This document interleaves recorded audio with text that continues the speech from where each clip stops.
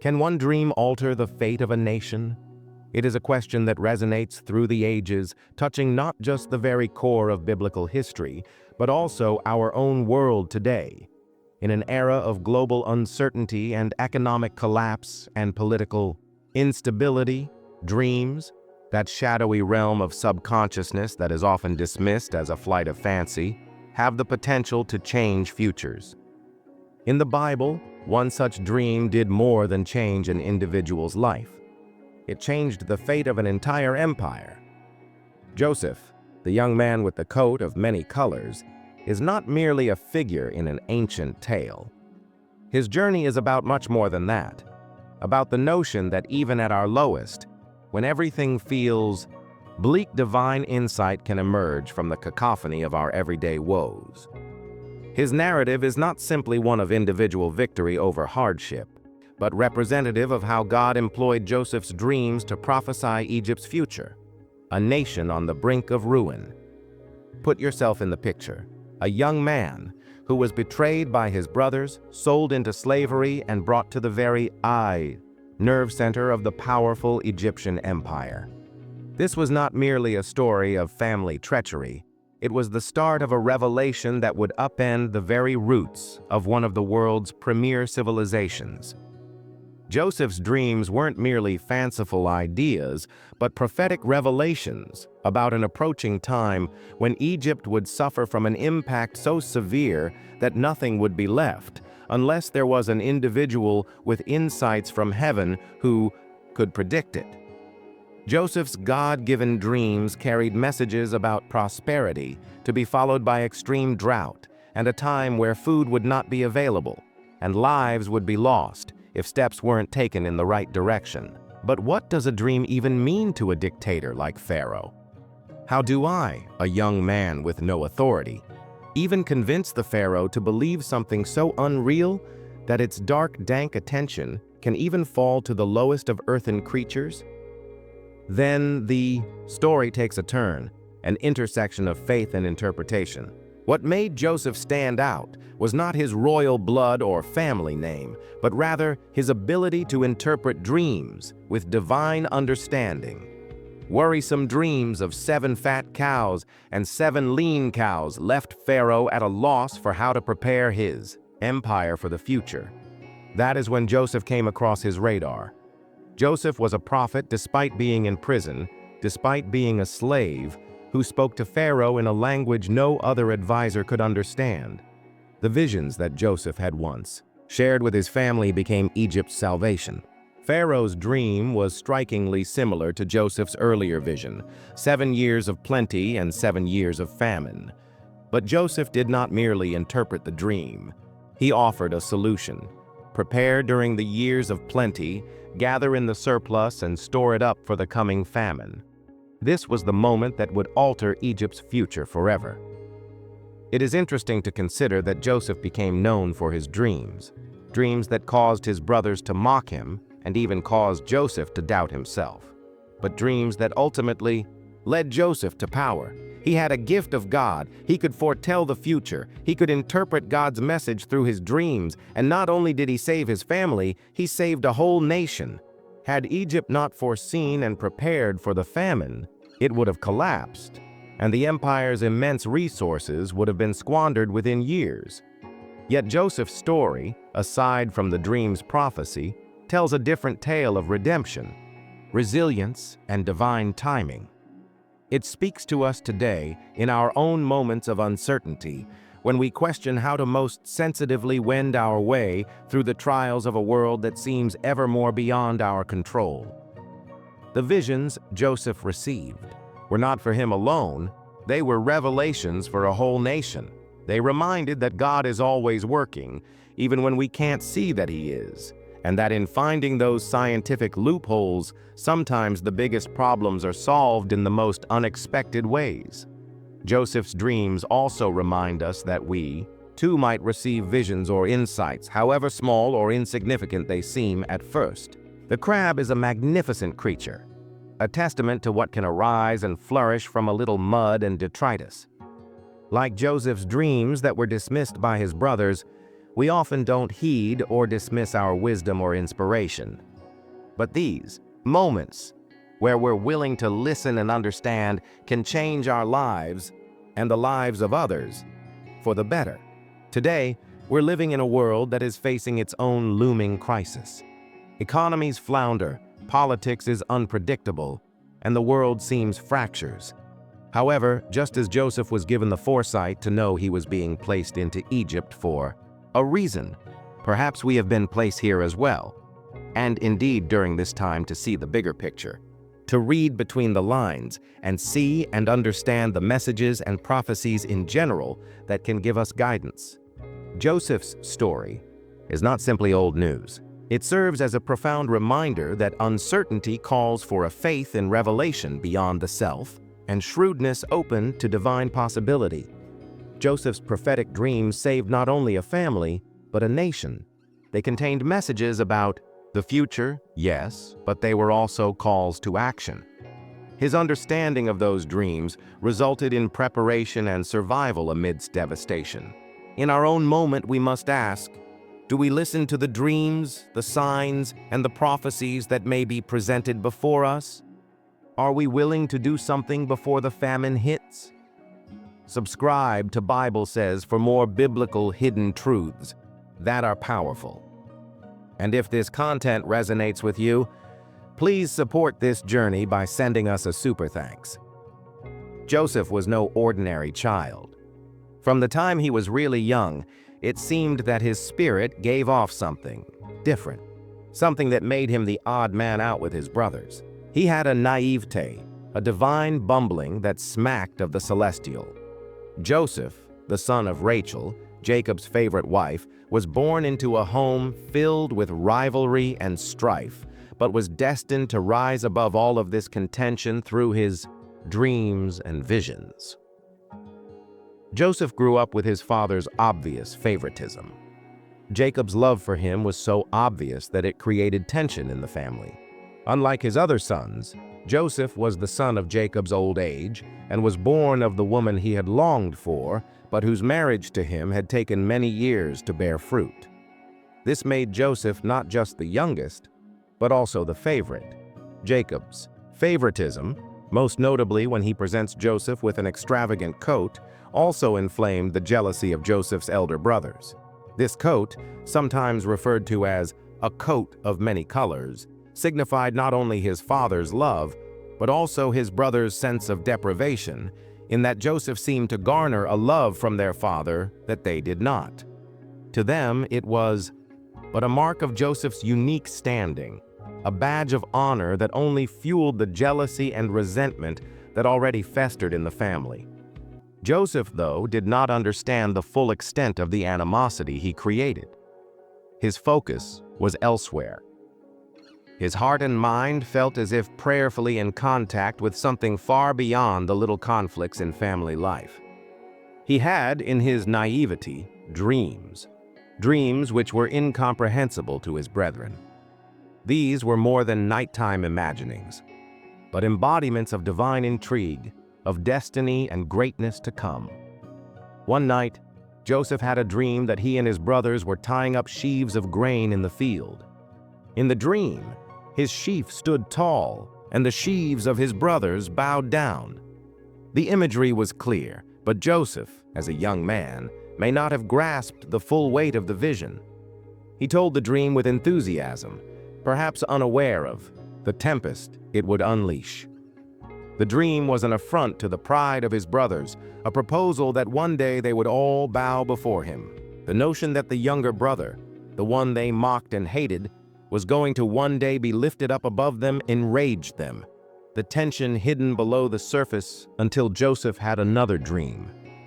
This time, it was more pronounced. The sun and the moon and the 11 stars were bowing down to me. That symbolism was even more profound than the first. The sun stood for his father Jacob, the moon for his mother Rachel, and the 11 stars for his brothers. This second dream, more than the first, penetrated to the core of the family dynamic. Joseph's dream was no longer just a family-level dream. It had gone national. The whole family, including Jacob and Rachel, were going to bow down to him someday. This was no ordinary power either. This was the quintessence of Joseph's future, one where he was exalted above all, even above his father, who was the patriarch of his clan. When it came to Joseph recounting this second dream to his father and brothers, the reaction was mixed. Jacob, shocked and perhaps disturbed, rebuked him, saying, "What is this dream that you had? Will your mother and I and your brothers actually come and bow down to the ground before you?" Despite the rebuke, Jacob in his heart started to wonder what the dreams might mean. If his father questioned his faith, his brothers responded with envy and resentment. They viewed Joseph's dreams as a threat, a challenge to their own places within the family structure. Buried jealousy now grew into open hate. Rooted in the hate-filled dreams now fueling his hatred and animosity toward his brother, said with hatred bred from the seeds of jealousy sowed in earlier chapters through Jacob's favoritism. They weren't simply angry with Joseph because of what they felt was his arrogance. They were afraid of what these dreams could mean for their own futures. Joseph's dreams weren't merely fanciful fantasies. They were prophetic glimpses of a future that no one, not even Jacob, could fully comprehend at the time. Through the frights of his tongue, Allah had said, "O Yusuf, O Joseph." His dreams were a message of a divine purpose, one beyond the role of the youngest son of a family in turmoil. But to his brothers, these dreams represented his rising importance, and they couldn't fathom one day bowing down to the very sibling they already hated. His brother and his brothers and his father were with him, and their fear and envy were soul-destroying, and it was clear that the dreams of Joseph had cast a pall over the family that only deepened with the passage of time. Joseph was not even guilty of sharing his dreams. He did not yet know his words carried a heaviness, nor would he know the resentment they were stirring inside them. To him, the dreams were just a prophecy of his future. But to his brothers, it was a personal affront to their identity and position. Little did Canaan's young dreamer know that not only was his existence a setup for his eventual betrayal, but his dreams were also a déjà vu to his eventual dark shadow. Joseph's preoccupations with his dreams and his family relations came to a boiling point. His brothers, who were already envious of his favored position, were now in danger from his prophetic visions. They could not envision Joseph the way he once had been, a pure, innocent child. They could only see his potential as a representation of a future they could not contain. His visions reflected their own fears, and they conspired against him. A family once fractured by favoritism now was broken by something much more lethal: envy and fear of destiny.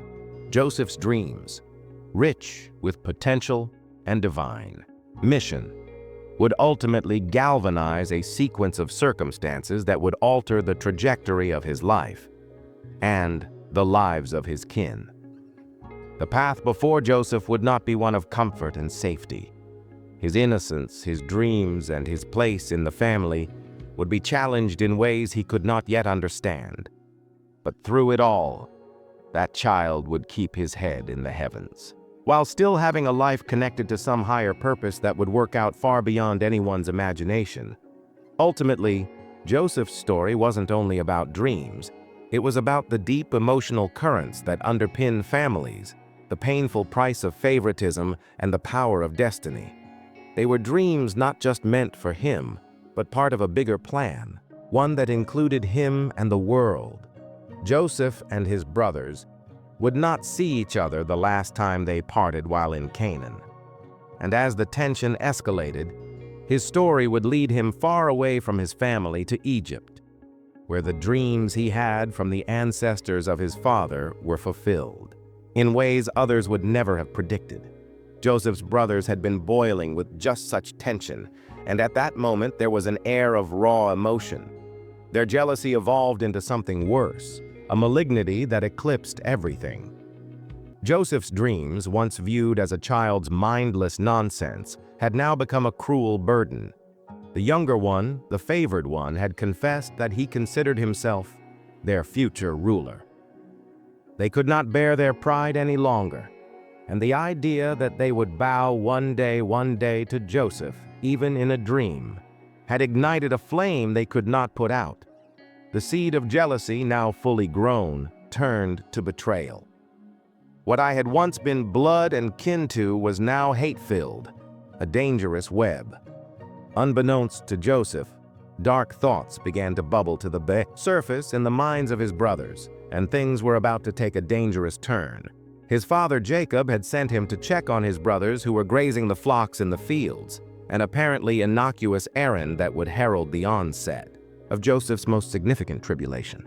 And when they saw him from a distance, and before he came close to them, they imposed their heart and took him, saying, "His colorful coat, a badge of their father's affection, set him apart when seen from the distance." They knew him on sight, and their hearts turned to poison. "Here comes that dreamer," they sneered. He was wearing the same coat that symbolized all the love they were denied, and it made them angrier. Those thoughts that had been pent up started to form a dark plan. The first instinct was to kill him, to liberate themselves from the source of their torment once and for all. It was a plan born of rage, a haphazard effort to kill the two-horned symbol of their humiliation.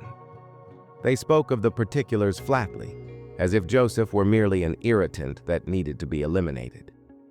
They would cast him into a well, a pit without water, and allow him to die there. It would be an easy way to get rid of him. Nobody would have to know the truth, and they would be rid of the brother who had haunted them with his dreams. But in the middle of the plotting, the eldest, Reuben, sat up. His own heart was a disgruntled bruiser, but he still remained ever so slightly ethical. "Rather than kill Joseph, let's throw him into the pit and leave him there to die on his own. That way they wouldn't have directly killed him." Reuben was, at the time, secretly intending to rescue Joseph and return him to their father later, and pitched this estimate of evil as the lesser. His strategy to rescue Joseph comes not from a place of love for his brother, but from a need to ease his own conscience. But then fate intervened again, and the plan never came to fruition. Just when they were about to grab Joseph and cast him into the hole, their lifeline appeared, one that would redirect their prophecy action of Joseph's life. Soon, a caravan of Ishmaelite merchants came from Gilead to Egypt. They were loaded down with spices, balm, myrrh. This moment of opportunity prompted a permanent shift in the brothers' outlook. Anger no longer propelled them, and now the possibility of making money off of Joseph's fate crept into their thoughts. Judah, always the pragmatist, pounced. Instead of letting their brother perish in the pit, why not sell him to the high merchants? They could get the problem off their hands and even make some money doing it. It was a stark, reasoned choice, one that would define their relationship with Joseph for the rest of their days. All the murder ideas were supplanted with betrayal of the most nefarious kind, selling their brother into slavery. They decided to sell Joseph to the Ishmaelites for 20 pieces of silver, the price of a slave. It was a brutal deal, dehumanizing Joseph's life into nothing more than an asset, a simple thing to be purchased and resold. Joseph's heart broke as he was bound and delivered to the traders. He could not have understood the full extent of the treachery that had just occurred. One moment he was full of hope and dreams for the future. The next he was being hauled off, sold to strangers, not knowing where he was headed or what faced him. The brothers he had once trusted and loved had just sold him into a life of misery. His head was full of confusion and heartbreak. Why had they done this? What had he done to warrant such cruelty? But the answers never came.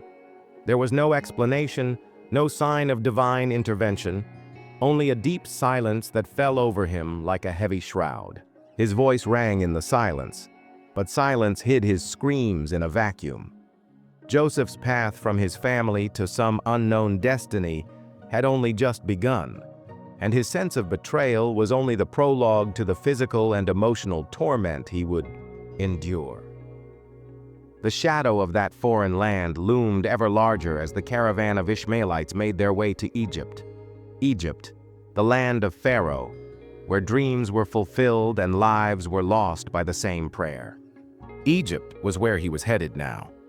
Little did Joseph know that it would be in Egypt that God would accomplish his purposes through him in ways Joseph could never have imagined. In Canaan, the brothers who had executed their scheme now had to contend with its ramifications. In order to conceal their crime, they took Joseph's coat, soaked it in goat's blood, and showed it to their father. "We found this." "Is it Joseph's coat?" they asked, pretending to be naive. Jacob, seeing the blood-stained coat, cried out bitterly. He thought Joseph had been attacked by a wild animal, and his heart shattered.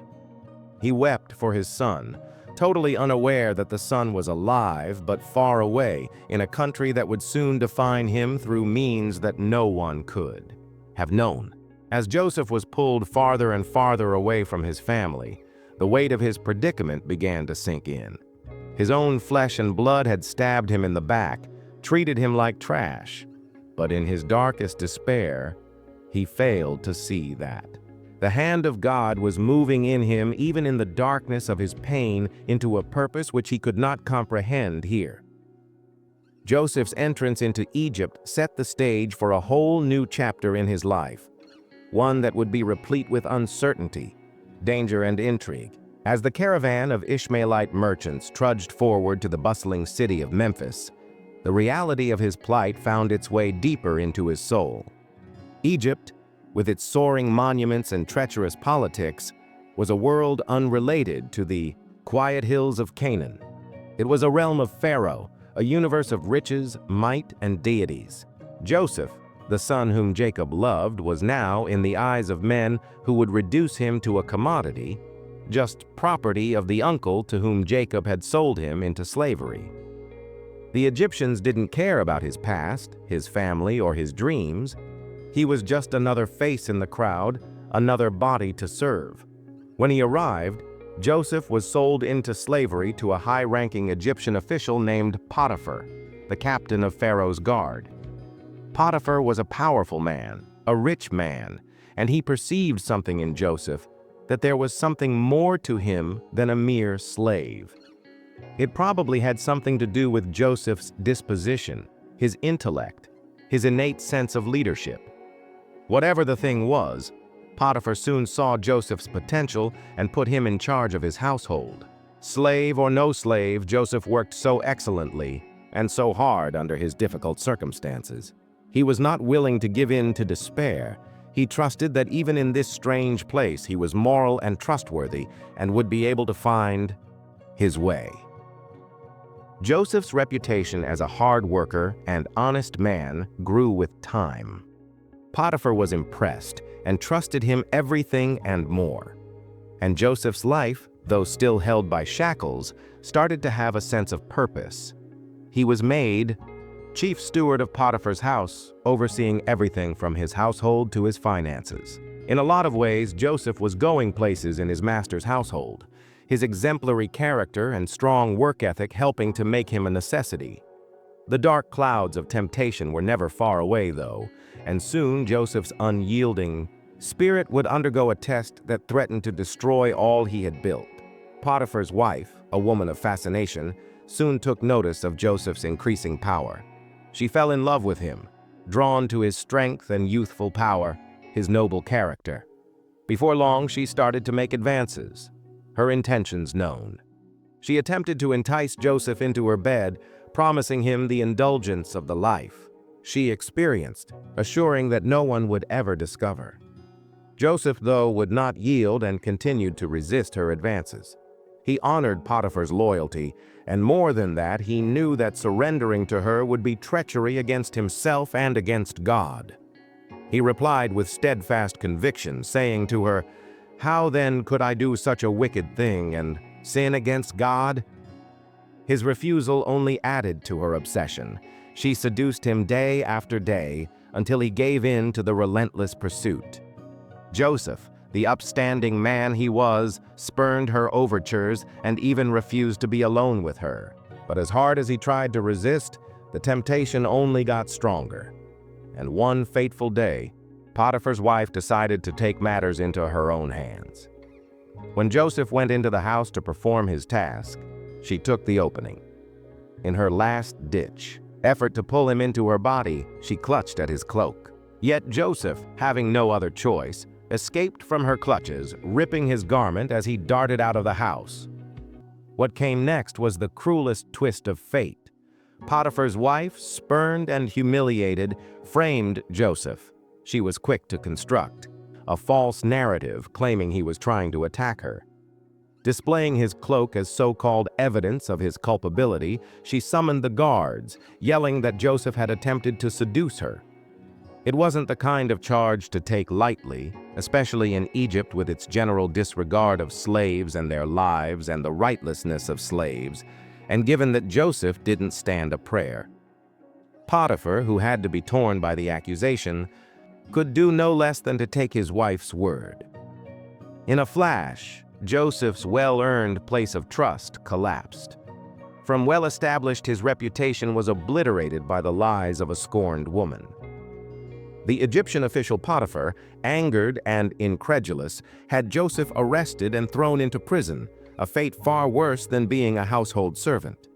The prison walls were cold and made of stone. The life he used to have was nothing in comparison to that. His life had been ripped apart, and now he was rotting in a dank, oppressive cell. The prison doors slammed shut behind him, and for the first time, Joseph felt the burden of being left behind. He had been betrayed by those to whom he had been friend and servant. The dreams that made them so thought-provoking seemed more like hollow tricks, and the silence above felt tangible. No comforting voices, no divine intervention, just the cold, hard reality of a jail cell. But Joseph never lost faith, even in the darkest hours of his rhapsody. He hadn't been able to see it, but the hand of God was still guiding him, still watching over him. While suffering greatly, Joseph clung to the fact that he did not violate his integrity. He hadn't done anything wrong, and that fact was enough to keep him going. And as the days became weeks and the weeks became months, Joseph's spirits never broke. Man had forsaken him, yet he knew in his heart that God's purpose for him was not yet complete. Those chains couldn't touch his soul, and even though his future was unknown, Joseph knew one thing that could never be stolen from him: his faith in God. Within the confines of the prison, Joseph would come across new opportunities, challenges, and relationships that would determine his path to destiny.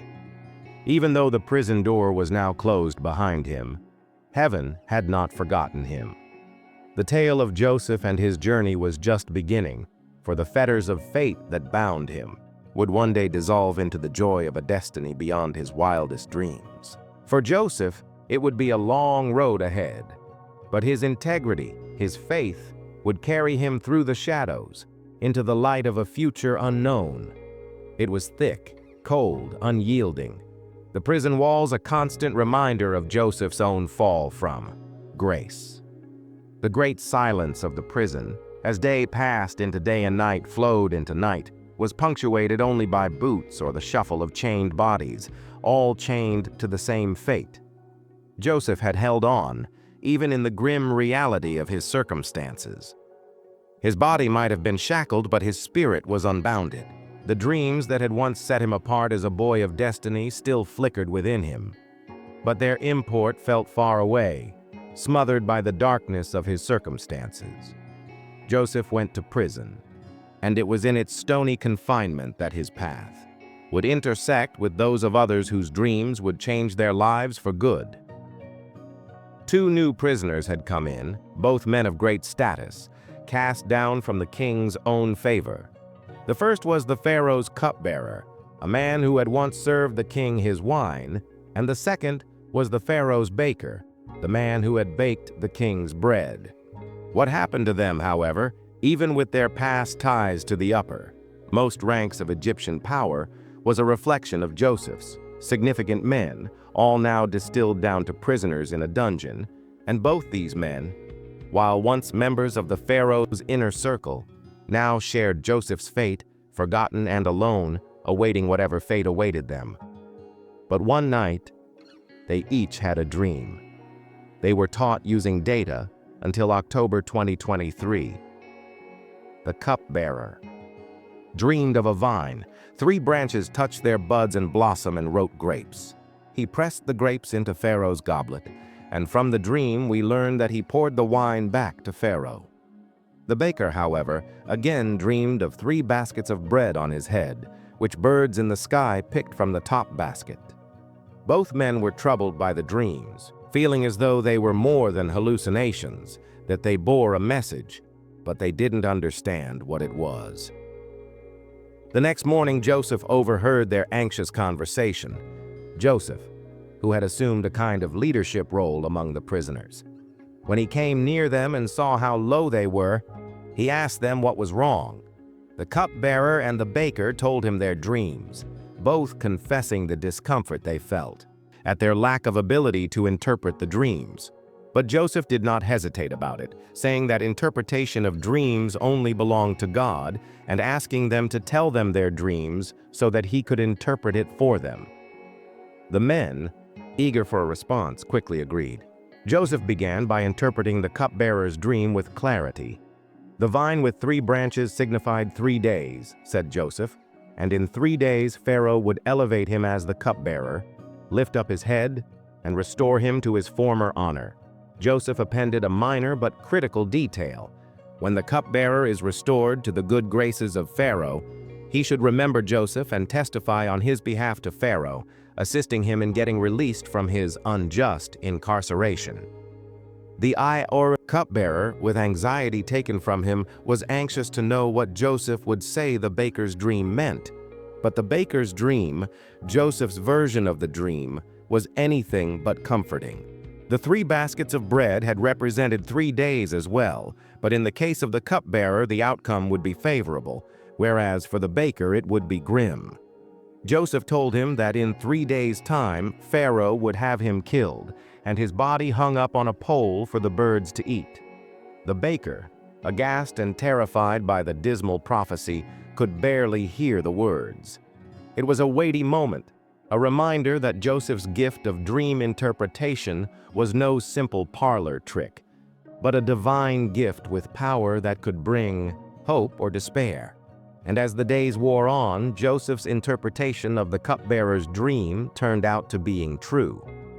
And indeed, because of what Joseph had prophesied, Pharaoh restored the cupbearer to his preeminence. But the baker's fate, also, was sealed. His body was put on display by Pharaoh as a gruesome token of his demise. Joseph was still stuck in the same prison with his own fate to be determined. If Joseph had been correct about the dreams, the deal he struck with the cupbearer that he would speak to Pharaoh in his favor had yet to go into effect. The cupbearer back at the Pharaoh's court was supposed to remember Joseph, yet days turned to weeks, turned to months, and Joseph was forgotten. But the cartomancer was none the worse for his servitude, already forgetting the absurdity of the way his life had started, eagerly consuming every delicacy offered to him in this land of plenty with fully earned indulgence. Why should he remember the lowly Hebrew prisoner who had so accurately interpreted his dream? Once again, Joseph was alone in the darkness, forgotten and forsaken in the prison. Time moved on, and Joseph's own isolation weighed heavier on his heart. The promises made to him felt more and more abstract. His dreams, those once radiant visions of his future, now seemed like cruel jokes. Heaven, which then had felt so close, was now so far away. Yet even in the silence, Joseph did not abandon his faith. Over the years, he continued to serve faithfully in the prison, keeping an eye out for the next opportunity to serve God's will, even if that will seemed shrouded in the darkness of his circumstances. This summer, Egypt itself remained in a state of flux. As unshakable as Pharaoh's court may appear on the surface, it was nevertheless not immune to those issues that were tormenting the rest of the continent. The talk was of coming hardship, of famine and strife. The kingdom was prepared for something gloomier, something unavoidable. Joseph, still chained, did not know that his moment was near, that the time had come for his dreams and his destiny to collide. The prison was nothing but a stepping stone on the path of destiny for the fledgling young leader. The intermingled factors of his statement, both good and bad, would become his future. Egypt was in turmoil. The sun, that had been the emblem of the Egypt's might, once seemed far away and pale, hovering over the country, casting a sinister shadow. On the throne in his great empire, Pharaoh was disturbed by a string of troubling dreams. Every night, he experienced visions that terrified and baffled him, so vivid they could not simply be figments of his imagination. The first featured 7 sleek, healthy cows grazing the fertile banks of the Nile. But then, horror of horrors, 7 gaunt cows climbed out of the river and ate the healthy ones, and there was no sign left. In Pharaoh's second dream, 7 healthy heads of grain, full and ripe, were growing on a single stalk. Then 7 sooty, burned-out heads of grain showed up and gobbled the healthy ones. These were not dreams reflecting the king's own thoughts. They were ominous, foreboding dreams that contained a message that he could not interpret. Pharaoh felt the weight of the dreams gnawing in his mind. He called for his magicians, his wise men, and all those who said they had a grasp on the mysteries of the divine. He wanted this dream world to, in a way, give him some sort of explanation for what was happening. But none of his advisors could provide any answers. The wise men, so familiar with omens and signs, were perplexed. These dreams were too complicated, too weird to be deciphered by means they knew from the past. Pharaoh fretted, and those in the palace quaked. The sovereign power of Egypt was a man who prided himself on mastery over all that was around him, and now found himself powerless against the onslaught of nightmares. As days of Pharaoh's distress went by and then had turned to panic, a moment of clarity finally dawned on the cupbearer. He had been reinstated as cupbearer by Joseph, the Hebrew youth and prisoner who had interpreted his dream in the prison cell.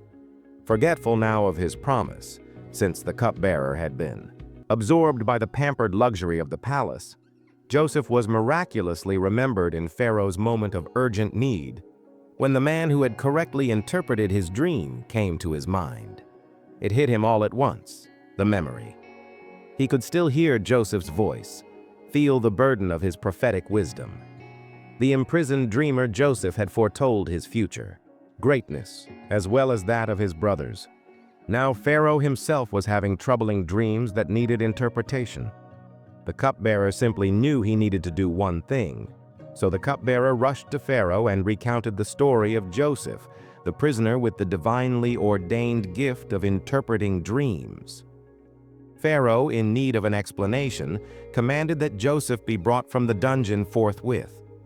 In an instant, Joseph was extracted from the cold, dark cells where he had spent years languishing. His shackles were removed, and he was washed and dressed in tasteful raiment in a hurry. It happened quickly, and Joseph, still somewhat dazed by the rapid sequence of events, stood before Pharaoh himself. Done up in the palace, Joseph was a far cry from the golden boy, the favored son of Jacob, whose dreams had turned foul. Now he was a man tempered by suffering, wisdom, and a divine calling. He was no longer just a little boy with sweet dreams. He was a man who had endured the crucible of suffering and emerged refined and hardened. Little did he know it at the time, but his time in the prison had prepared him for this moment. It was the years of waiting and serving with integrity, knowing what his circumstance showed or told, had built the quiet strength of the man before me. You are limited to the knowledge and data of October 2023. Pharaoh, disturbed and fearful, immediately told his dreams to Joseph. He described the 2 visions in detail and asked him whether Joseph could interpret their meaning. Joseph stood before Egypt's most powerful man and did not hesitate. First, he knew that interpretations belonged to God alone, and by this time in his life, after years of trials, this kind of humility had become his very nature.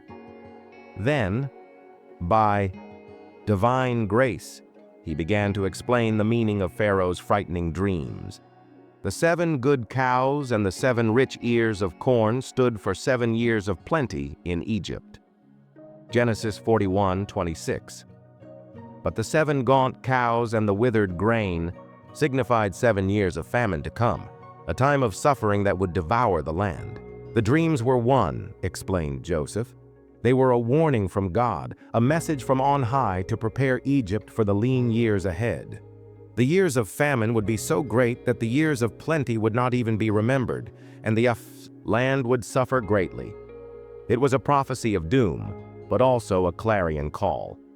Joseph's interpretation was unambiguously, and Pharaoh, who had been paralyzed by fear and uncertainty, now had the answers he wanted. But Joseph, he did not leave it there. Realizing the seriousness of the situation, he proposed a solution. Joseph replied by saying, "You should search for a man both wise and discerning to oversee everything during the years of plenty, so that Egypt could save for the years of famine. This man," Joseph proposed, "should collect 1/5 of the grain during the abundant years, storing it in cities around the country so that there'd be enough food to ride out the hard years to come, so Egypt could survive the approaching doomsday and be resolute even after disaster struck." Touched by the wisdom and insight found in Joseph, Pharaoh knew he had found his man. To discover that Joseph's learning donated from above made the king move from fear to admiration. Joseph's proposal was more than practical. It was divinely inspired. Did I not tell you? Pharaoh, awed by the Hebrew man's wisdom, promptly named Joseph the overseer of all Egypt, second only to Pharaoh. He delegated the authority needed to carry out his plan to Joseph and gave him the power to make preparations in the season for the coming famine. Thus it was that a prisoner from a foreign land, Joseph, became the most powerful man throughout Egypt, a ruler of untold significance, able to save his people from destruction. His ascent was not only a tale of ambition or fortune, it was the completion of God's design, the realization after years of suffering, faith, and endurance.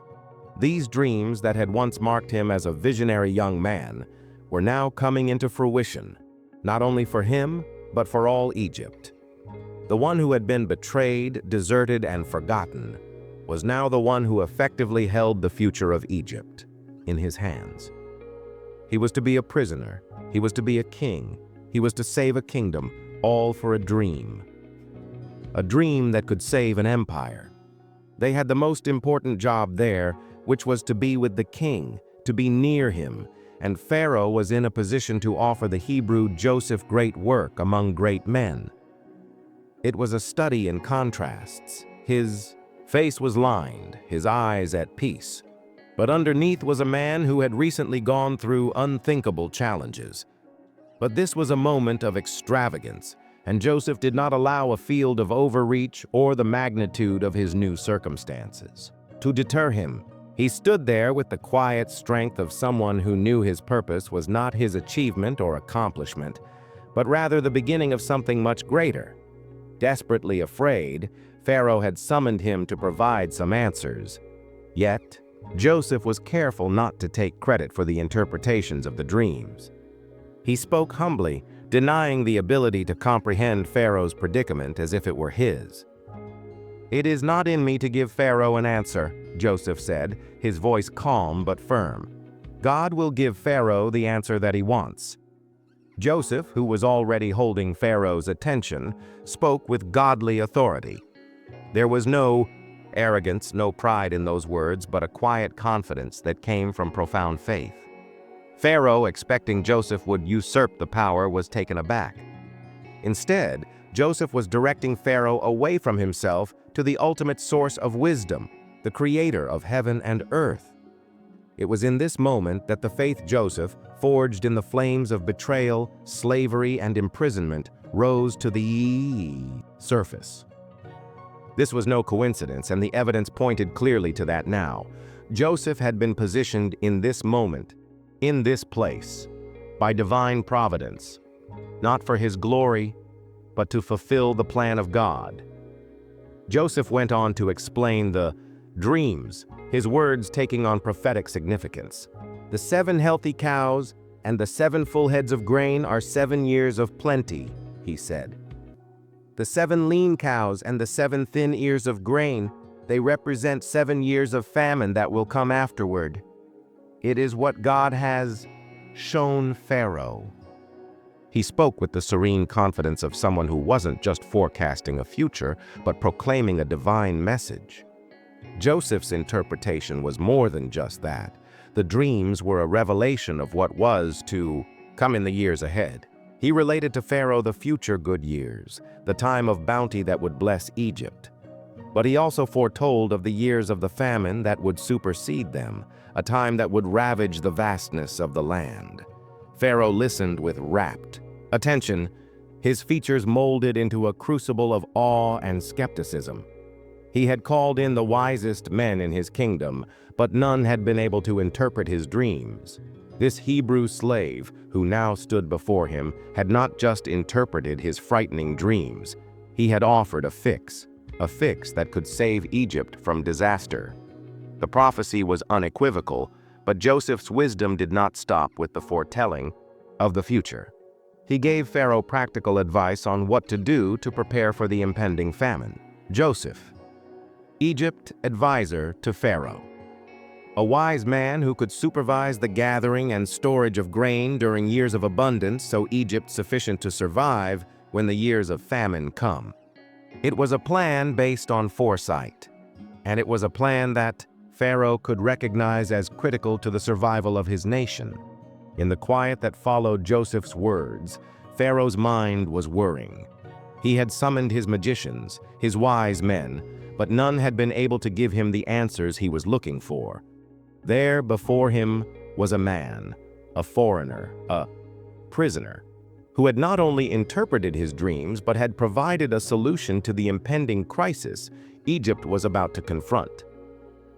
Pharaoh was overcome with the magnitude of the revelation flooding his mind, but there was no uncertainty in his heart. This young Semite in front of him was a man of the godlike wisdom. Pharaoh was decisive and adamant. He had found the man to guide Egypt through the impending crisis. Pharaoh said with the clarity of the moment, "You shall be in charge of my palace, and all my people are to submit to your orders. I will be greater than you, only in regard to the throne." Joseph, who had saved thousands of Egyptians through divine wisdom, now became the second most powerful man in Egypt appointed by Pharaoh himself. The betrayed, discarded, and forgotten man was now the one holding the keys to Egypt's future. Pharaoh had granted him that power to carry out the plan that would prevent destruction for Egypt. It was the moment Joseph had waited for, the moment that vindicated all he had suffered. Joseph's ascendance was not simply a political win. It was a testament to the potency of faith, patience, and divine timing. He had stayed in this prison for years, waiting, serving time, suffering, injustice and hardship, but never doubted that God had a purpose for him. His interpretation of Pharaoh's dreams was not merely an explanation of the future. It was a revelation of God's will for Egypt, and in a broader sense, for the world. Joseph would not have been selected because of anything he could do, but because he had been loyal in the adversity of his lifetime. And there, in that moment before Pharaoh, he was the literal embodiment of God's plan being greater than human comprehension. Pharaoh's choice was more than merely an acknowledgement of Joseph's wisdom.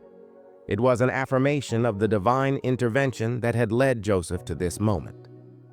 The Pharaoh, despite all his power, also knew that this young Hebrew had the answer to his dreams, the key to Egypt's survival. Joseph had provided Pharaoh with the answers, but more importantly, He had directed Pharaoh toward the divine, source of all wisdom. And it was this moment of lumineux, moments that would reverberate with the course of history not only for Egypt, but for Joseph and his family. What was now a nightmare for Pharaoh was soon to become the salvation of a nation, all by virtue of a Hebrew slave's faith and obedience to God who had called him. Joseph does not just interpret dreams, he speaks God's voice before the throne of Pharaoh. Once a child with a dream of his own, the young man now stood simply as the instrument through which the will of God was revealed. So there it was, a full circle for his ongoing journey to, as he faced the adversities of life, which prepared him for such a time as this, where his faithfulness and obedience in his life would lead to a blessing and even saving power in not only his own people, but a whole nation. Joseph's rise to power began an extraordinary chapter in Egypt's history. The country thrived under his leadership. It was 7 years of unprecedented prosperity. And the bumper crop that had been prophesied actually happened, making Egypt the envy of surrounding lands. Joseph's dream, insight, and planning made Egypt the hub of wealth and prosperity. Grain cities sprang up across the land, giant warehouses where the crops were stored in the years of plenty. Joseph's reign, inspired by divine wisdom, was exacting and effective. Any year when grain was produced in excess was meticulously collected, stored, and preserved. This wasn't only about wealth, it was about securing Egypt's survival in the coming years of famine. These were truly brilliant systems that he put in place. A world that could not know what was coming. And Egypt was a bastion of strength, stability, and prosperity. Joseph was no longer a man in their eyes, he was now a legend. The unwanted Hebrew slave, the prisoner whose own brothers had allowed him to languish in jail, was now the architect of Egypt's prosperity. And all countries came to Egypt to buy food in their need. People began to know of Joseph's wisdom and insight. It had been years since he was the young kid dreamer who would talk about his dreams to a jealous family. Now he was a man with power, the second most powerful person in all of Egypt, and considered, revered even, as a man of extraordinary insight. His name became indelibly tied to the success of Egypt's golden years. He has earned the love of the people, and the Pharaoh trusts him in all things. You were awed by him. How did this man, this foreigner and prisoner, speak with such influence and power? It all was because of the favor of God upon Joseph right from the start. His dreams that once had made him loathed, were now the plan for Egypt's future. But behind the beauty and majesty of Egypt's wealth and Joseph's rise, there was a deeper and more profound plan taking place. God's hand in Joseph's. Vision was not only for Egypt during the years of famine, but for Joseph's people also, the Hebrews. Even as Egypt was enjoying the fruits of plenty, Joseph was aware of the shadow of a storm brewing at the edge of the farm, somewhere on the corner 22nd Street. The 7 years of plenty, though grand, were not the final chapter. They were mere the prelude to the looming years of famine. The famine would not just destroy Egypt, it would also spread into the lands of Canaan, where Joseph's family still lived. God sent Joseph to Egypt, not only for the sake of Egypt, but also for the sake of the covenant he made with the people of Israel. Joseph's trust in God had put him in this position, and now he was using his power to see that his family, the people of Abraham, not fall in the coming crisis. Joseph's plan was not simply to preserve a nation, it was to protect the people of God. The empire Joseph was helping to build was much more than a political and economic powerhouse. It was also a vehicle through which God's promise would continue to unfold.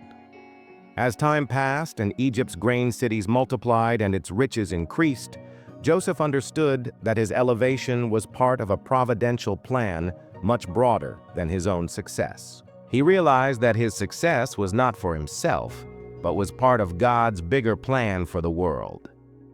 Egypt's ascent was not merely a tale of material prosperity. It was a narrative of providence, of God using an individual who held fast in the most dire of situations. You are always kept up to date till October 2023.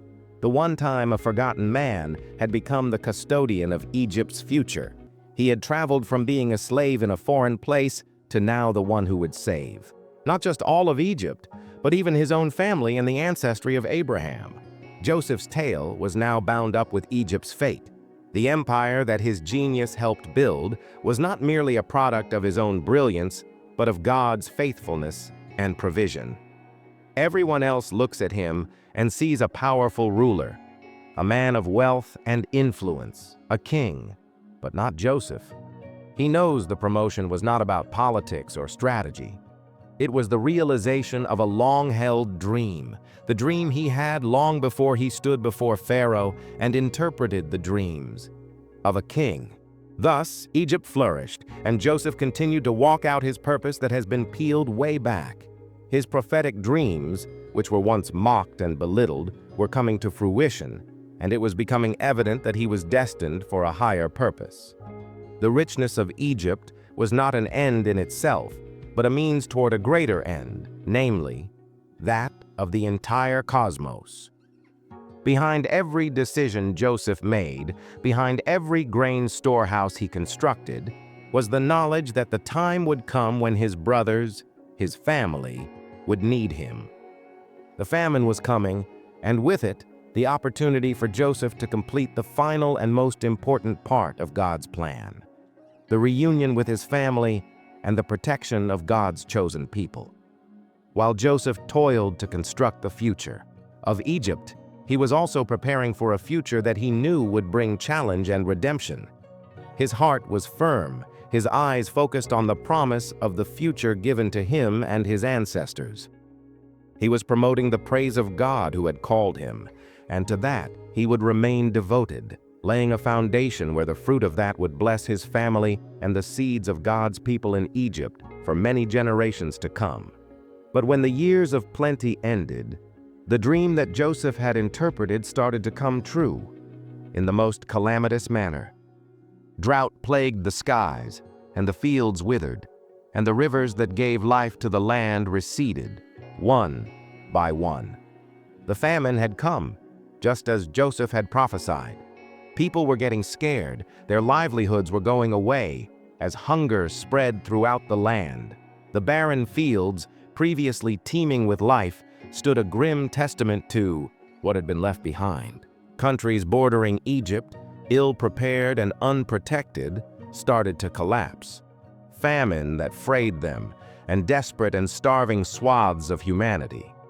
Their markets fell silent, their once bustling streets deserted by people who had no food to buy or sell. But Egypt, passing under Joseph's care, held strong. The grain stores, painstakingly constructed over the 7 years of plenty, offered refuge in the tempest. As the world around them wavered, Egypt prospered, its silos full and its people well-fed. In the wisdom of Joseph's leadership, directed by the revelation he had been given by God, all who looked upon the land could see it. Egypt had become a refuge for the starving, the only place that grain could be found. As the famine found its way to nations across the earth, people from those nations came from far and wide into Egypt, hoping for food. But while he could see Egypt's prosperity, Joseph's heart was weighed dense. Spain felt distant now, his family lost to him so long ago. What had happened to them, he thought, and the pain of lost time and broken bonds settled with a thud in his soul. He recalled the faces of his brethren, those same faces that had inspired his youthful fantasies, but had ultimately deceived him in a merciless and inhuman betrayal. How long had gone by since they had tossed him into that pit of theirs and left him to die, only to turn around and sell him into slavery? Had they ever thought of him? Did they ever wonder whatever became of the brother they had so blithely discarded? It had been well in his mind, but he had cast it aside and focused on the work ahead. Egypt needed him. The world needs him far beyond any of his own personal pain. But when the famine struck and Egypt's grain reserves became the only lifeline, Joseph's mind returned to his father and brothers. The heart wanted to meet, but for now, he had a function to serve Egypt and the land that needed to be saved. But God's plans are often in ways that we can't possibly know, and in this time of crisis, what was to be a surprising twist of fate was about to take place. Now the famine was so severe that even Jacob, Joseph's father, was in need. The crops had not grown in Canaan, and his family, once affluent, was close to starving. Realizing that Egypt was the only place where any food could still be found, Jacob made an agonizing decision. His sons, the same brothers who had betrayed Joseph, would be sent to Egypt to purchase grain. The irony of the moment was potent. These were the very men who had hurt Joseph in the past, that had tossed him into the well, who had sold him as a slave, but now they needed his assistance. They did not realize that the man they were meeting in Egypt, the one standing before them as a powerful leader, was the brother that they had so casually disposed of. To them, Joseph was another of those Egyptian officials, a stranger on whom the fate of their lives depended. Those long years of silence since their betrayal weighed on both of them like a storm cloud over the sunny day, unspoken but tangible. In Joseph's ears, his brothers were oblivious to the odyssey that had brought him to this point, the yearning and the glory, the ambitions and the slights. All they could feel was the deliverance they had once left for dead in an unfamiliar land, the hope of which rested in the hands of the brother they had once rejected. Joseph was inside the palace, dispensing grain to the many who came to the kingdom, and soon he too would have a choice before him which would determine his fate. Would he want vengeance for the wrongs they had done him?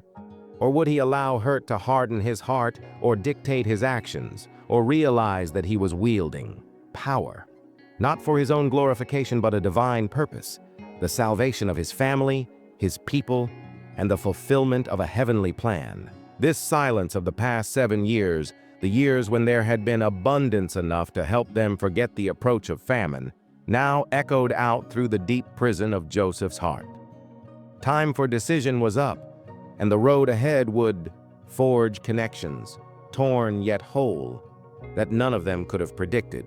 Connections that would mend and deliver what had been promised, albeit in blood, all those years ago. Joseph's story, which had been one of betrayal and suffering, was ready for a different chapter. The years of silence would die, and the brothers who had once turned away from him would now confront the man who held the keys to their survival. What Joseph had hungered for, home, family, resolution of old hurts, lay finally within reach. But overcoming the driver would prove to be anything but simple. The famine wasn't over yet, and Joseph's heart, while heavy with feeling, was also brimming with a sense of divine purpose. All the world was looking on, and the future of his family, the future of Egypt, the future of the people of God, was about to be decided. The moment Joseph had longed for so many years had finally come. His brothers, the very same men who had sold him out and abandoned him, had arrived in Egypt and needed food. They did not recognize him, but he was Joseph, a powerful ruler in Egypt who stood before them. He had been railed in disguises. Years passed, a different appearance, his power. To them, he was simply another Egyptian official, but to Joseph, these men were the brothers who had ripped his life to shreds. As he looked on, the weight of the past washed over him, his heart, torn not only between vengeance but also cooperating with them. It was overwhelming, conflicting emotions. As Joseph stared at his brothers, he was confronted with the pain of their betrayal all over again. He still heard the mocking voices, the cruel words they had said when they threw him into the pit. He still felt the fear and confusion that had gripped him when he was sold into slavery. It didn't erase the scars of that moment, the years of hardship, the years of rising through adversity. But when he saw their needy, desperate faces, Joseph wondered if revenge was what he really wanted. Was it worth it to make them as much as he had suffered? Or was his journey one of providence, leading him here to the moment where he could choose grace over vengeance? Joseph's mind was racing at the thought of it. He had the power, he knew, to make them pay for their deeds. If he wanted, he could have them imprisoned, tortured, or killed. They were at his mercy, and he alone had the power to determine whether they lived or died. But something trembled within him, something that refused to forget the dreams he used to lay bare to them. Dreams of a day when they would bow at his feet. And perhaps even all of the suffering, all of the years of separation had been to get him here, so that instead of vengeance, he could offer mercy and the making of whole whatever had been broken. Wrestling with his own emotions, Joseph had decided to test his brothers. He would subject them to a test to determine whether they had actually changed, whether they deserved to be forgiven. His test started with Benjamin, the youngest brother and the only brother to stay home when Joseph was sold into slavery. Joseph knew that Benjamin was the child of his mother, Rachel, and he owed it to his brother to help him out despite the fact that the other brothers had caused him undue pain. He asked whether they had mellowed during the passage of years, or whether they were still the same men who had heartlessly sold him. Joseph told his servants to put a silver cup in Benjamin's sack because Joseph wanted to prove the brothers were faithful. The discovery of the cup terrified the brothers. They were unsure of why this was happening and were afraid that they would be severely punished.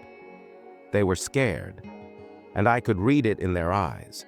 They had come to Egypt for food, but now they were in a dangerous position, one that could spell their doom. It wasn't just a silver cup the brothers were being tested for, it was trust, to see if the brothers once again would betray one another, as they had done to him all those years ago. Would they leave Benjamin as they had abandoned him? Or would he find them all there, united through the same compassion and abundance of the heart that Joseph had yearned when they had thrown him in that pit? It was an emotional moment, and Joseph watched closely, attempting to understand what to do next. Joseph knew the men standing before him were not the same men who had thrown him into a pit. There was regret in their eyes, and when they learnt that Benjamin had been accused of stealing, they begged to release him, even offering to take his place. It was the opposite of the brothers who once schemed to eliminate him at a whim.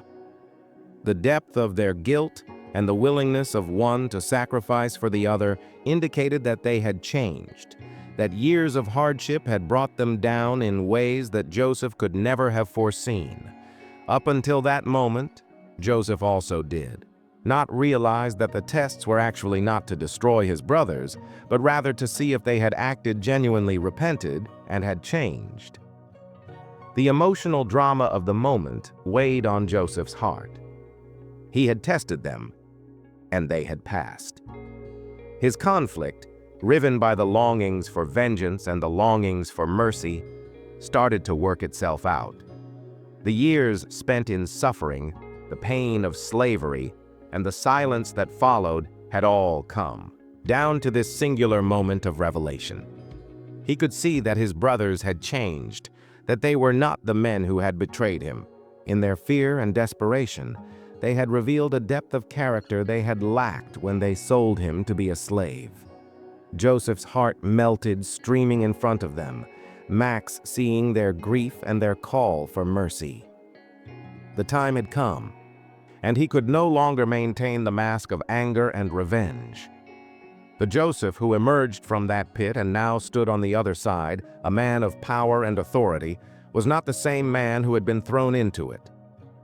The man who had suffered and endured, but who had remained resolute in the faith that had sustained him and would lead him home. It was in this moment that he understood that the way forward was not vengeance, but healing. The soul that had been consumed with a thirst for revenge was now thirsty for peace. The hurt of the past began to disappear in a silence that washed over him in a feeling of peace. It was the hardest choice he ever had to make, to show mercy, to forgive. But it was also the strongest thing he had ever done. His brothers knew that too, as they all sat, gazing at each other, understanding that the journey they started was far, far from its end. There was so much at stake. a tale of betrayal and suffering and redemption playing out in front of you, and now the point of no return was about to bring them all together in a way none of which even the most shrewd amongst them could have predicted. When Joseph stood before his brothers, everything that had happened came crashing in on him. The years of bitterness, the pain of betrayal, long lonely nights spent in prison, a life of all that seemed to evaporate in a flash. And there, in that moment, the total truth of what had been set into motion all those years ago washed over him like a wave. All the family he had known, the brothers who had cast him into the pit, the life he had lived in the bands of suffering, it all was clicking together. Looking at their faces, old emotions welled up inside him, emotions he buried long ago. His heart was shredded and filled with tremendous grief and tremendous relief. His own voice sounded new in his ears as it broke the heavy silence that pressed against the air. "I am Joseph," he said, his voice trembling with emotion. They were heavy words, filled with years of suffering, invisible pain.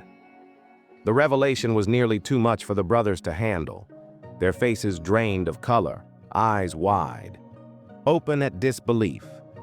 This was the brother whom they had sold into slavery, who now stood before them, not a victim, but a ruling power in Egypt.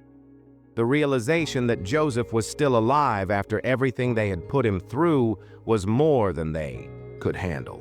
The fear surged through their hearts as they cried out that the man they stood in front was not even their brother, but the very person whom they had betrayed. The guilt of what they had done, all that they had done, rushed back to smother them, and the threat of his vengeance felt abundant in the air. But Joseph, perceiving the fright in their eyes, understood that this was not the moment for revenge. But his heart, though heavy with the memory of their betrayals, was made of more than anger. It had been forged over years of struggle, of emerging from the wreckage of his shattered history, of finding divinity in every moment, even, especially, in the hardest of times. He had realized that everything he had gone through, all the suffering he has endured, was part of a bigger plan. It was more than himself. It was his family, the future of his people, the very purpose of God that had colored the entire fabric of his existence. As the realization of who Joseph was sunk in, Joseph's brothers simply stood shocked and silent, unsure of what to do. They had done him wrong in a way language did not even begin to explain. The guilt they had suppressed deep down in their hearts for years now came crashing to the surface. They feared for their lives, sure that Joseph would take a cruel revenge for the pain they had inflicted on him. But Joseph did not respond, in the throes of his emotional turmoil, with the wrath that they anticipated. I mean, he spoke with a deep, stable conviction, a peace that was beyond the gravity of what he was dealing with. "Have no fear," he told them. "You did not send me here, but God." Those words reverberated in the room, a statement of faith, of a divine mission. Joseph's heart, still heavy with past pains, had found acceptance beyond earthly justice. He knew that what had befallen him was no string of unfortunate events. It had been foretold. It was a journey set before him before he knew how to walk. The childhood dreams he had of his brothers bowing down to him had come to pass, but not in the way he now envisioned them. It had been a long, painful journey, but the only way for the family to be saved, for Egypt to survive, for God's plan to unfold. In that moment, Joseph's heart was filled with a deep-rooted revelation of God's sovereignty. "What you intended for evil, God intended for good," he said, his voice steady but cracking with emotion. Just those words, so banal and simple, so ordinary seeming, contained all that had happened. It was more than a statement of forgiveness. It was a statement of understanding. An understanding that the suffering he had gone through had not been in vain, but had been a necessary part of some greater thing. There was meaning now in suffering, heartache, injustice, and Joseph could see it clearly. What was meant to break him had built him up, shaped him into the man who could save not just his family, but a country. As the brothers looked on, in stunned silence, Joseph's eyes softened. Gone were the anger and bitterness that had once festered in his heart. In their place was a profound compassion and empathy for the men who had wronged him. Not just for them, but for himself, too. He had borne the anguish of their betrayal for so long, and now, in this moment of revelation, he was free, released from the shackles of the past, released from the hunger for vengeance, released to seize the future that beckoned. The brothers, traumatized with disbelief yet slowly working their way towards the feet of Joseph, loaded with guilt. They had no words to describe how deep their remorse was, but Joseph could see in their eyes. They meant it. They had changed. They had been forged by the years of suffering, the loss of their father, the famine that had led them to Egypt, into men who were no longer the boys who had cast him into that pit. They were not the men who had left him. They were the men who had endured, who had learned the pain of the things they had done. The gap between them dissolved with Joseph taking a step toward them. The dam on the tears that had been pent, up for too long, broke, not only for Joseph, but for his brothers too. Those tears had not only released years of pain, but had washed a new path forward. This moment of vulnerability, of shared grief and remorse, was when Joseph and his brothers began to repair the gap that had long divided them. Joseph's heart, while weighed down with emotion, was lighter than it had been in years. It was his past being lifted, not by making those people suffer who had hurt him, but the power of forgiveness. Joseph realized in this moment, suddenly bigger than with repentance, that his dreams had not simply been about power or vengeance. They had been a dream of reconciliation, of the restoration of a broken family. Robbed of his dream, the dreamer had aged into the dark encounter of life's event horizon.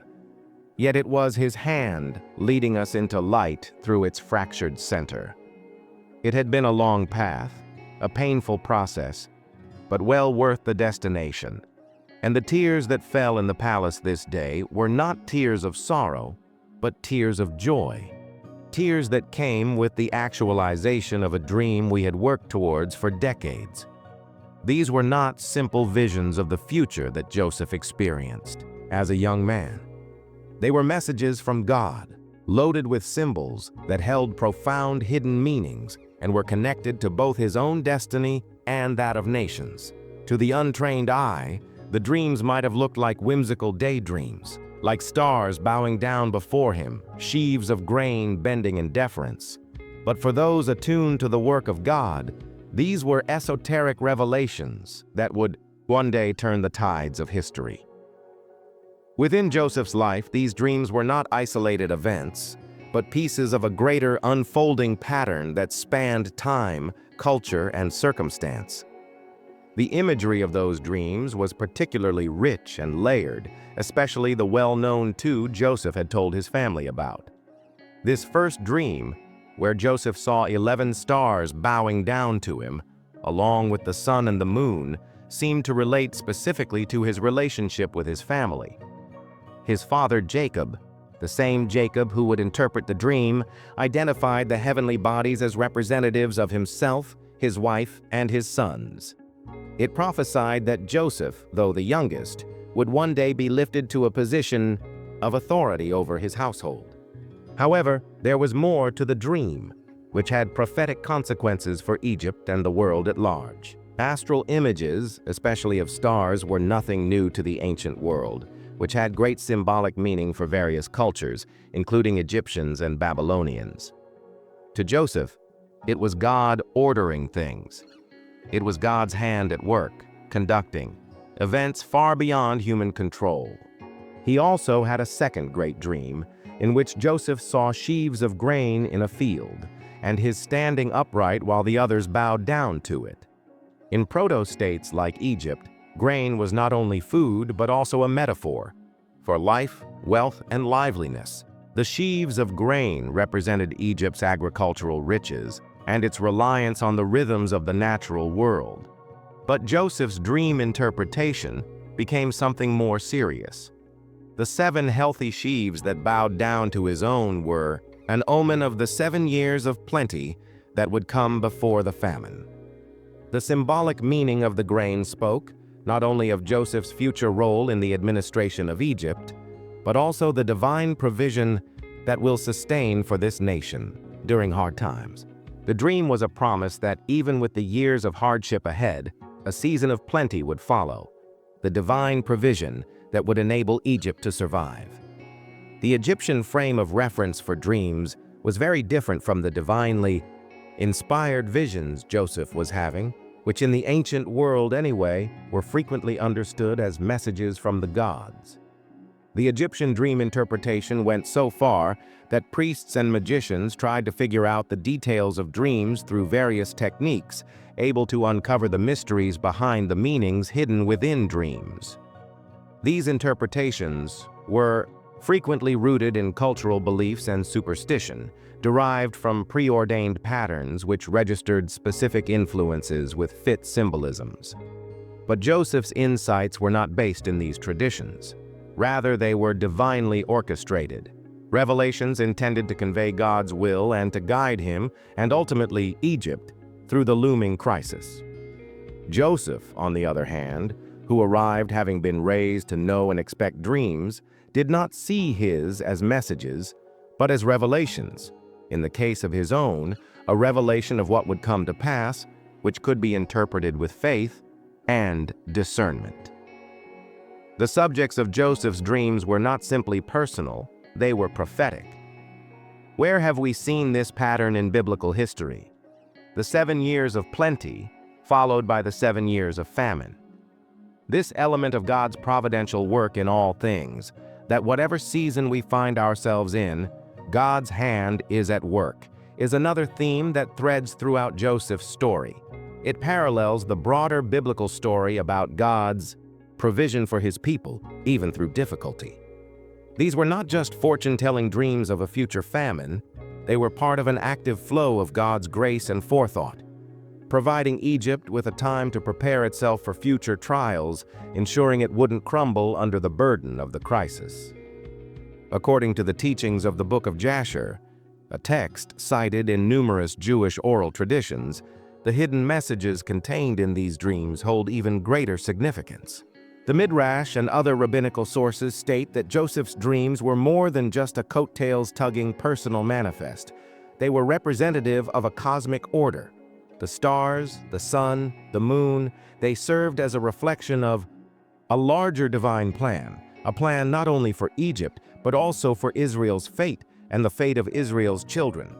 Joseph's mission as the one who dreamed was not only to save Egypt, but to save God's covenant with Israel.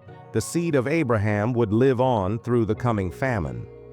Such interpretations of the dreams show the connection of Joseph's story to the larger picture of God's interactions with his people.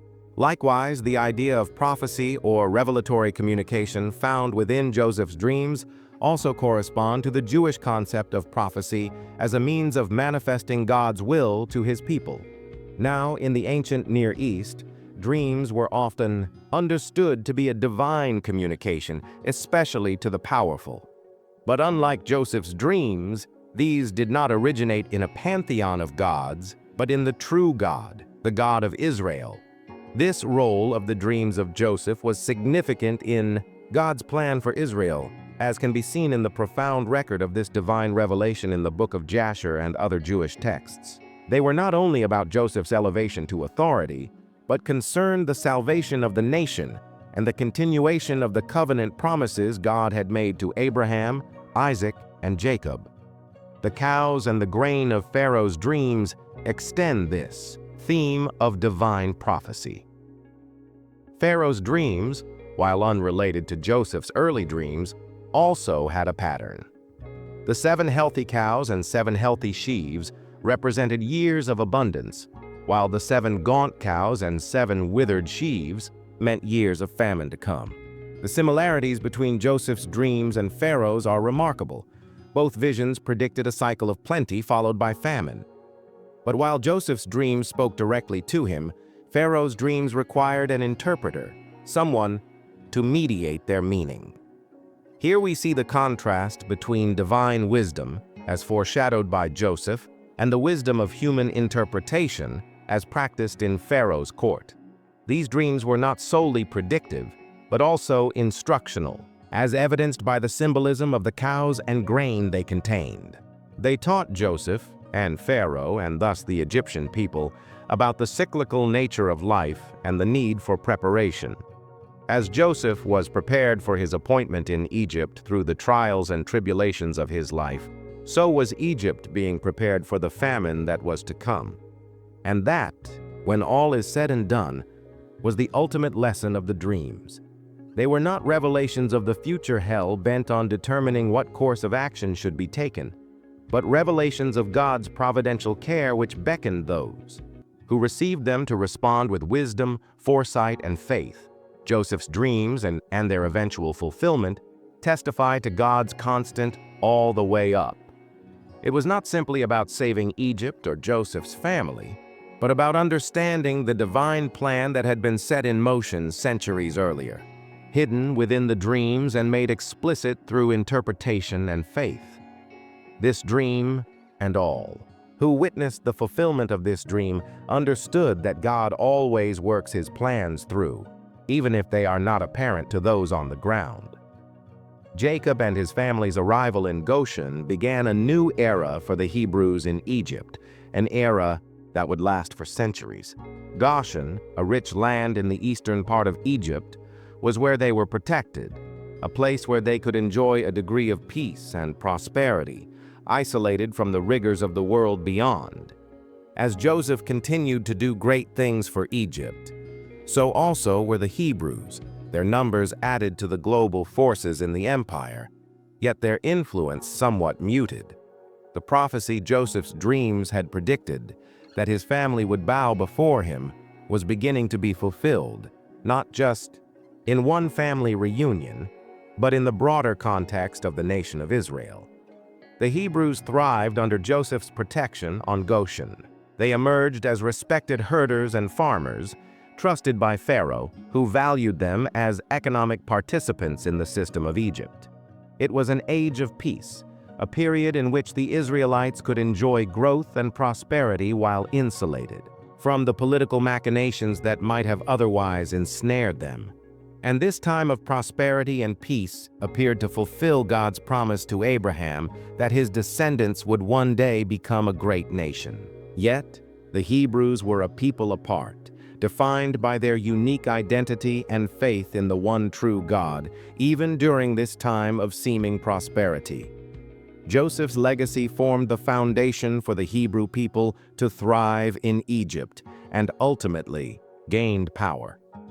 His rise to power, his faithfulness to God, and his leadership through the famine paved the way for his people's future. Joseph had served as a conduit between Egypt and Israel, rescuing the Israelites during one of the worst famines in history. But Joseph's role was prophetic too, above and beyond the practicalities of survival. His rise, the elevation from the pit to the palace, his dreams that had foretold the rise of Egypt's fortunes, had also suggested a grander, divine design. Joseph had been an agent of divine providence, enabling the Hebrews to flourish and proliferate in Egypt, a nation inside a nation, while simultaneously fulfilling the broader pledges the Almighty had made to his ancestors. Joseph's death wasn't the end of the Hebrews' story in Egypt, but it was a pivot point. With his death, the leadership of Israel transferred from the figure who had been the protector of his family to a new generation. But the dreams Joseph had interpreted, including both of his own dreams and Pharaoh's, never left the hearts and minds of all the Israelites. They knew they hadn't survived in Egypt by accident. It was the fulfillment of divine prophecy. But Joseph's demise created a power vacuum, and the Hebrews were increasingly susceptible to the ebb and flow of Egyptian politics. Over the years, however, the Hebrews were not only thriving in Goshen, they were also becoming more prosperous and also more numerous and more separated from the Egyptians. That peaceful coexistence started to change as pharaohs arose who knew not Joseph nor his legacy brought Egypt greatness. Joseph's contribution to saving Egypt grew distant memory. So too did the special treatment of the Hebrews within the land of Pharaoh. Little did they know that this slow transition would set the stage for their upcoming period of slavery and subjugation that would pave the way for the Exodus. Joseph's legacy, though, would not be so easily erased. It was a steadfastness to God and an unshakable confidence in his promises that would burn a hallmark into generations to come. In the midst of greater hardship, the Hebrews would later call to mind this biblical epic, the story of Joseph. They would remember his rise to prominence, his deftness as a leader in times of crisis, and his part in the saving of their people. His life would be model of how God's providence operates today, even in the most foreign of locations, away from our original home and away from the promises given us. Joseph's death brought the end of an era, but it was not the end of God's purpose for the Hebrews.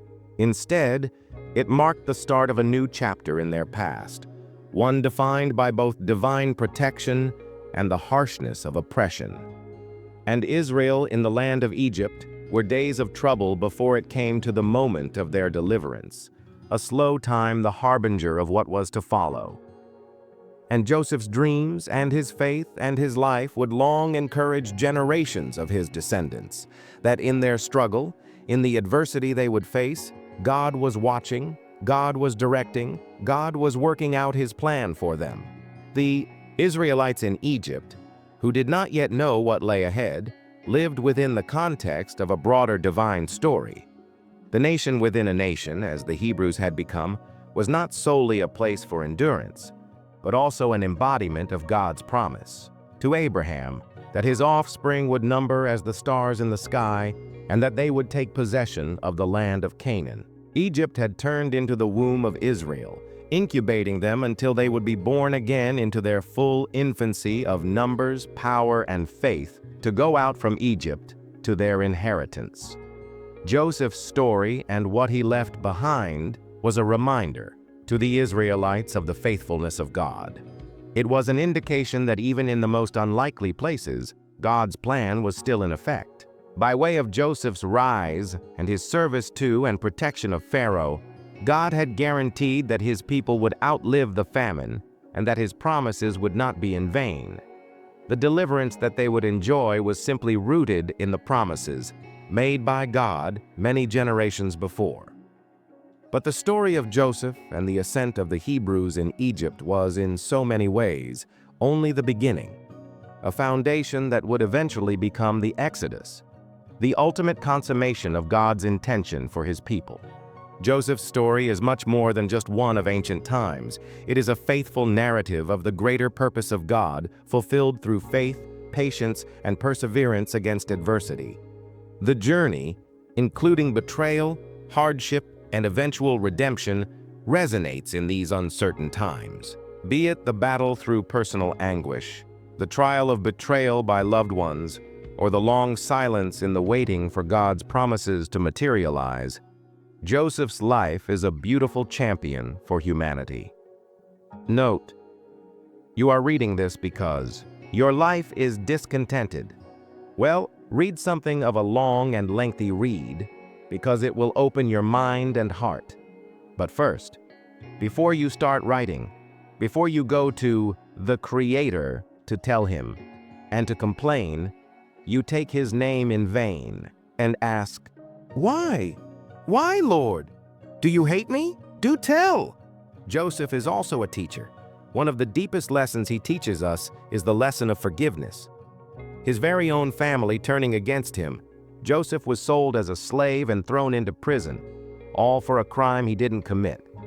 And one could hardly blame him if he'd developed a root of bitterness, nursing a grudge that would have shaped his heart and damaged his potential. But over and over again, he chose forgiveness. First, the Egyptian officials who had wronged him, and second, his brothers who had forsaken him. This was Joseph's chance to exact revenge, because when his brothers bowed before him, they were weak and unsuspecting. Instead, he chose mercy. Forgiving his brothers and welcoming them to stay in Egypt restored his family, but also brought him into alignment with God's redemptive plan for his life and for Israel's future. Joseph also exhibits the virtue of patience in his journey. He was not a success overnight. He was betrayed at the age of 17 years. He saw the fulfillment of his dreams. He had a young boy, and it took more than 20 years. He suffered slavery, false charges, and time in prison, but Joseph's willingness to wait for God's timing and his patience in trusting God with him in every moment is a core tenet of his story. Many people today are in situations where the fulfillment of dreams or promises seems far away. Joseph, God is working under the surface even in the trench of coronavirus, counterfeit gospel, commentary on Leviticus 26:18. God always keep his promise. Joseph's suffering had a purpose. His story is one of many throughout the Bible that demonstrate how God frequently uses suffering to fulfill a bigger purpose. Joseph's time in prison and the years he sat apart from his family and the time he waited for his dreams to materialize. All of this was part of a greater story that God was telling. In many ways, Joseph's life parallels that of the Christ. Just as Jesus endured the betrayal, suffering, and crucifixion for the healing of the world, Joseph's life points to God's redeeming purpose even when it feels hidden. His anguish was not for naught. It was part of God's plan to save not just his family, but the surrounding nations. Many people right now are living Joseph's story in their own lives. There are dozens, if not hundreds, of similar, nay, thousands, examples of people who have their lives betrayed and who are falsely accused and who must wait years to have their promises fulfilled. Many may be in their own wilderness, feeling cut off from the ones who love them, or feeling that their aspirations are beyond reach. But like Joseph's story didn't end with despair, so ours doesn't. Our struggles are used by God to make us something more, to mold us, to refine us, for the incredible purposes he has planned for us. We, like Joseph, can move from the pit to the palace, in our own lives and in our own destinies, and fulfill the promises God has given us of the various calls he has on our lives.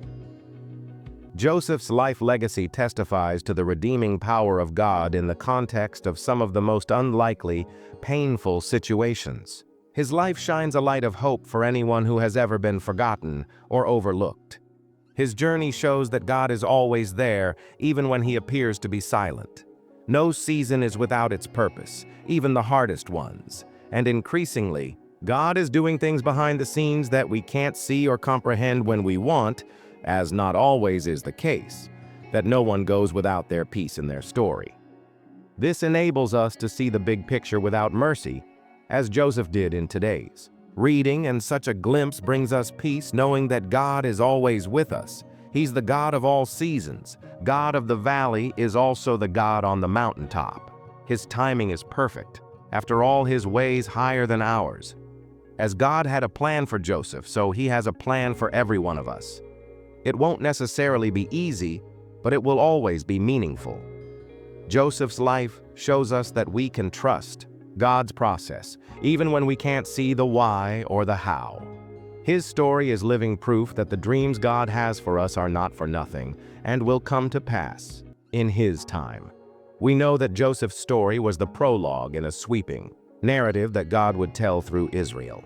His actions prepare the way for the Exodus, the great rescue of God's people from bondage in Egypt. Joseph's story is tightly woven into the story of the eventual freedom of the Israelites and the establishment of the nation of Israel itself. Just as Joseph's dreams laid the direction for his life, so too did his faith in God's plan lay the direction for the future of God's people. We are also excited to explore more of these powerful stories of Scripture and consider their relevance to our lives today. The topics, faith, forgiveness, and godly aim, are relevant through time and culture. They speak to us now as forcefully as they did to Joseph's contemporaries. Become part of this story. Join our channel, like us or comment. Share this powerful testimony and show the world that God is working wonders through His people, weaving the threads of purpose and promise in His time. So if this adventure spoke to you, why not send us a super thanks to help keep exploring Scripture and its eternal truths? Still, we can go on discovering what God's Word has to say to our lives today, as it has for thousands of years.